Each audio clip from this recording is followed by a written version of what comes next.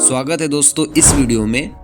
आज मैं आपको संस्कृत खंड का दूसरा अध्याय आत्मज्ञ एवं सर्वज्ञ यानी आत्मज्ञानी ही सर्वज्ञ होता है, इस पाठ की मैं पूरी संपूर्ण व्याख्या कराऊंगा और एक एक मीनिंग का अर्थ मैं आपको बताऊंगा। ठीक है, तो आप पेन और कॉपी लेके बैठ जाइए क्योंकि इस चैप्टर के कुछ ऐसे मीनिंग है जो दोस्तों आपको कठिन लगेंगे, तो उसको आप लिख दीजिएगा। ठीक है, तो चलिए हम अपने गद्यांशों को स्टार्ट करते हैं। और हाँ, यदि चैनल पे दोस्त नए हो तो चैनल को सब्सक्राइब कर देना और वीडियो को लाइक कर देना, भाई को सपोर्ट कर देना। ठीक है, तो चलिए हम अपने गद्यांश को स्टार्ट करते हैं। देखिए, पहला गद्यांश दिया है, याज्ञवल्क्यो मैत्री मुआच मैत्रेयी उद्यासनम अहम अस्मात् स्थानादस्मि ततस्ने नया कात्यायना विच्छेदम करवाणि इति। फिर मैत्रेयी उवाच यदीयं सर्वा पृथ्वी वित्तेन पूर्णा स्यात् तत् किम तेनाहमृता स्यामिति याज्ञवल्क्य उवाच नेति। एक एक मीनिंग की मैं वर्ण व्याख्या और विच्छेद करता रहूंगा कि आपको पूरी तरीके से ये समझ में आ जाए। याज्ञवल्क्यो मैत्री मुआच, इस गद्यांश में याज्ञवल्क्य की दो पत्नियां होती हैं, एक मैत्रेयी और दूसरी कात्यायनी। याज्ञवल्क्य इन दोनों पत्नियों के बीच में धन का बंटवारा, घर का बंटवारा, सब कुछ बंटवारा करके वो भगवान की साधना, भगवान की भक्ति करने के लिए दूसरे स्थान पे जाते हैं। वही है कि याज्ञवल्क्यो यानी याज्ञवल्क्य ने मैत्रेयी मुआच, इसमें दो शब्द जुड़े हैं, मैत्रेयी और मुआच। तो याज्ञवल्क्य ने मैत्रेयी से कहा, मैत्रेयी यानी अंतिम में विस्मय का चिन्ह लगा, यानी हे मैत्रेयी। याज्ञवल्क्य ने मैत्रेयी से कहा कि हे मैत्रेयी, उद्यासनम, उद्यासनम मतलब वह स्थान जहां एक स्थान से लोग दूसरे स्थान पर निवास करते हैं, उसे हम कहते हैं संस्कृत में उद्यासनम। उद्यासनम अहम मने मैं, अस्मात् मने इसके बाद, स्थानादस्मि मने इस स्थान को छोड़ के मैं दूसरे स्थान पे निवास करूंगा। मैं इस स्थान को छोड़ के ऐसे स्थान पे जा रहा हूं जहां मैं भगवान का मनन कर सकता हूं, भगवान का चिंतन कर सकता हूं। आगे देखिए, ततस्ते तनया, ततस्ते तनया यानी इसके बाद कात्यायना, यानी उनकी दूसरी पत्नी का नाम कात्यायना होता है। इसके बाद कात्यायना विच्छेदम मने बंटवारा कर दूं, करवाणी मने कर दूं। इसलिए मैंने सोचा कि जब मैं दूसरे स्थान पे प्रविष्ट कर रहा हूं तो मैं क्या कर रहा हूं कि अपनी जितनी भी संपत्ति है, जितनी भी धन है, मैं अपनी दूसरी पत्नी से तुम्हारा बंटवारा कर दूं। मैत्रेयी उवाच, मैत्रेयी उवाच मने कहती हैं, मैत्रेयी उवाच मने मैत्रेयी कहती हैं, यदीयम, यदि, यदीयम मने यदि, सर्वा पृथ्वी वित्तेन, सर्वा मने सभी, पृथ्वी मने पृथ्वी, वित्तेन मने धन, कि यदि इस पृथ्वी के सभी धन को पूर्णा स्यात् संपूर्ण रूप से दे दिया जाए, यदि इस पृथ्वी का संपूर्ण धन मुझे दे दिया जाए, तम किम, क्या मैं उससे, तम किम मतलब क्या मैं उससे, तेना अमृता, तेन मतलब उससे, अमृता मने अमृत हो जाऊंगी। मैत्रेयी कहती हैं कि क्या मुझे इस पृथ्वी के सारे धन को दे दिया जाए तो क्या मैं इससे अमर हो सकती हूं। याज्ञवल्क्य उवाच, याज्ञवल्क्य कहते हैं, नेति, ऐसा नहीं है मैत्री। अपनी पत्नी से कहते हैं कि ऐसा नहीं है मैत्री। ठीक है, आगे देखिए, यथैव उपकरणम वता जीवनम तथैव ते जीवनम स्यात्। यथैव उपकरण वता, दो शब्द जुड़ा है। यथव मने इससे तुम्हारा उपकरण हो जाएगा, यदि मैं इस संपत्ति को तुम दोनों में यदि बांट दूं तो इससे तुम लोग का उपकरण हो जाएगा। जीवनम मने तुम्हारा जीवन, तथैव मने वैसा, ते जीवनम स्यात्, तुम्हारा जीवन वैसा बन जाएगा जैसे दूसरे लोग अपने जीवन को जीते हैं। यानी मैं यदि संपत्ति को बंटवारा तुम दोनों में कर दूं तो तुम लोगों का जीवन ऐसा बन जाएगा जैसे दूसरे लोग संपत्ति से, धन को, अपने जीवन को जीते हैं। अमृतस्य तू नासास्ति वित्तेन इति। अमृतस्य यानी अमृत से, अमृतस्य यानी अमृत से, तू नासास्ति नहीं हो सकता, वित्तेन यानी धन, यानी धन से अमृत को नहीं प्राप्त किया जा सकता। कहते हैं याज्ञवल्क्य अपनी पत्नी से कि हे मैत्रेयी, धन से अमृत को नहीं प्राप्त किया जा सकता। सा मैत्रेयी उवाच, सा मने स्त्री के लिए कहा जाता है। सा मने सा मैत्रेयी उवाच।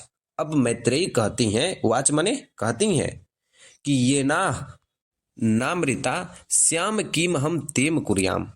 ये ना यानी जिससे मैं, इसमें दो शब्द जुड़ा है, ये न यानी इससे मैं, नामृता यानी नहीं, अमृत, इससे मैं अमृत नहीं हो सकती हूँ, श्याम मने हो सकती हूँ। तो किहम तेम कुर्याम, तो मैं किहम मने क्या करूं, तीन मने इसका, कुर्याम मने करूं। यदि मैं इस धन और इस संपत्ति से मैं अमृत नहीं बन सकती हूं तो मैं इस धन का क्या करूं। मैत्रेयी अपने पति याज्ञवल्क्य से कहते हैं। आगे देखिए, यदैव भगवान केवल अमृत साधनम जानाति। वो अपने भगवान यानी याज्ञवल्क्य से करेंगे। मैत्री याज्ञवल्क्य से कहती हैं कि यदैव ने यदि, भगवान मने हे भगवान, हे मेरे पति, केवल अमृत साधनम, इसमें तीन शब्द जुड़े हैं, केवल अमृत साधनम जानाति, यदि केवल अमृत के साधन को आप जानते हैं, तदैव में ब्रूहि, तो ही आप वह मुझे बताइए। तदैव मने तो ही, मैं मने मुझे, ब्रूहि मने बताइए कि हे मेरे पति, यदि आप केवल अमृत के साधन को जानते हैं तो वही साधन का पथ मुझे बताइए।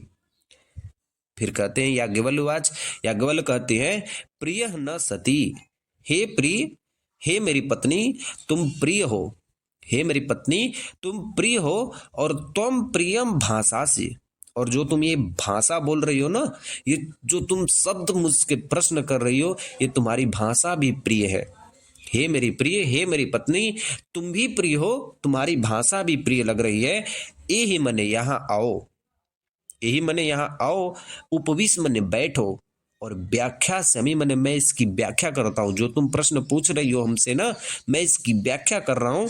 और ते अमृतत्व, और मैं अमृत तत्व की साधना मने साधना करता हूँ। मैं अमृत तत्व की साधना करके मैं इसकी व्याख्या करके तुमको बताता हूँ कि क्या अमृत तत्व होता है। आओ यहाँ पे बैठो मैत्रेयी, मैं तुम्हें अमृत तत्व के साधना की व्याख्या कर रहा हूँ। ठीक है, नेक्स्ट गद्यांश देखिए, गद्यांश नंबर 2। गद्यांश नंबर 2 के सभी शब्द एक भाव से जुड़े हुए हैं। ये भाव एक पति और पत्नी की सभी कामनाओं को बताते हैं कि पति और पत्नी के बीच में कामना क्या होती है। बहुत ही सुंदर से भाव हैं इनके। दिया है कि याज्ञवल्क्य उवाच, याज्ञवल्क्य कहते हैं न वा अरे मैत्रेयी, ऐसा नहीं है मैत्रेयी, न वा मने ऐसा नहीं है, अरे मैत्रेयी मने हे मैत्री। याज्ञवल्क्य अपनी पत्नी से कहते हैं कि ऐसा नहीं है मैत्रेयी, पत्यु कमाय पति प्रियो भवति। पत्यु मने पति की कामना, कमाय मने कामना, पति की कामना के लिए पति प्रिय नहीं होता है। आत्मनस्तु, अपनी कामना के लिए, वह मने वह, कामाय पति प्रियो भवति, वह पति प्रिय होता है। वह स्त्री जिसका पति उसके लिए सब कुछ सामग्री दे, उसे खाने के लिए, रहने के लिए, पीने के लिए, ओढ़ने के लिए हर एक वस्तु लाके उसको दे, उसकी कामना के लिए पति प्रिय होता है। उसको सारे सुख संपत्ति को दे तो पत्नी के लिए पति प्रिय होता है। पति की कामना के लिए किसी भी पत्नी के लिए प्रिय नहीं होते हैं, बल्कि पत्नी ये सोचती हैं कि मेरे पति मेरी कामना को पूरी करें, इसलिए पति प्रिय होती हैं। न वा अरे जाया, न वा अरे जाया कामाय जाया प्रिया भवती। ऐसा नहीं है, न वा अरे मने ऐसा नहीं है, जाया मने पत्नी की बातें की जा रही है कि ऐसा नहीं है कि पत्नी कामाय जाया प्रिया भवती, ऐसा नहीं है कि पत्नी की कामना के लिए पत्नी प्रिय होती है। ऐसा नहीं है कि पत्नी की कामना के लिए पत्नी प्रिय होती हैं। आत्मनस्तु वे कामाय जया प्रिया भवती, अपनी कामना के लिए वह पत्नी प्रिय होती है। जाया मने पत्नी, तो अपनी कामना के लिए पत्नी प्रिय होती है कि मेरी पत्नी रहेगी तो वह मेरे सभी कामों को करेगी, मुझे खाना बनाएगी, मुझे मेरे जीवन में मेरे हर एक कामों में वह साथ देगी। अपनी कामना के लिए पत्नी प्रिय होती हैं। पत्नी की कामना के लिए पति प्रिय नहीं होती हैं। अपनी कामना के लिए कि पत्नी से मेरा पीढ़ी बढ़ेगी, पत्नी से मेरा संसार बढ़ेगा, मुझे संतान की प्राप्ति होगी, अपनी कामना के लिए पत्नी प्रिय होती है। आगे देखिए, न वा अरे पुत्रस्य वित्तस्य च कामाय पुत्रो वित्तम कमाय स प्रियम भवति। ठीक है, तो न वा अरे पुत्रस्थ वित्तस्य च कामाय पुत्रो वित्तम वा प्रियम भवति। न वा वरे, याज्ञवल्क्य अपनी पत्नी से कहते हैं कि ऐसा नहीं है कि पुत्रस्य वित्तस्य च कमाए, कि पुत्र की कामना और पुत्र वित्तम और धन की कामना के लिए प्रिय होते हैं।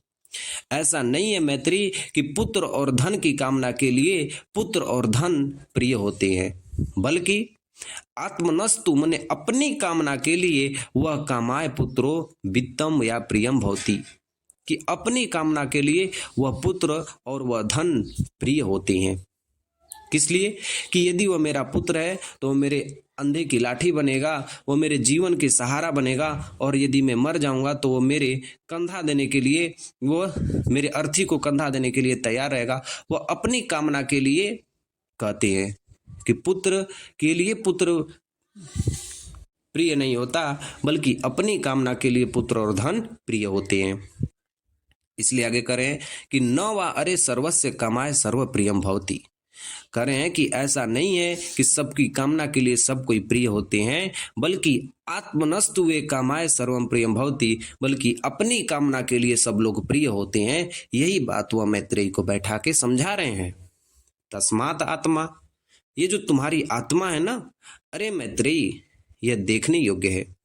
हे मैत्रेयी, यह जो आत्मा है ना, यह देखने के लिए योग्य है। इस आत्मा को दृष्टव्य यानी दर्शन देख सकते हैं। दर्शनार्थ मतलब दर्शन के लिए है। श्रोतव्य माने सुनने के लिए। मंतव्य यानी मनन करने के लिए। और निधिध्यासितव्यश्च, निधिध्यासितव्यश्च मतलब योग्य और ध्यान करने के लिए है।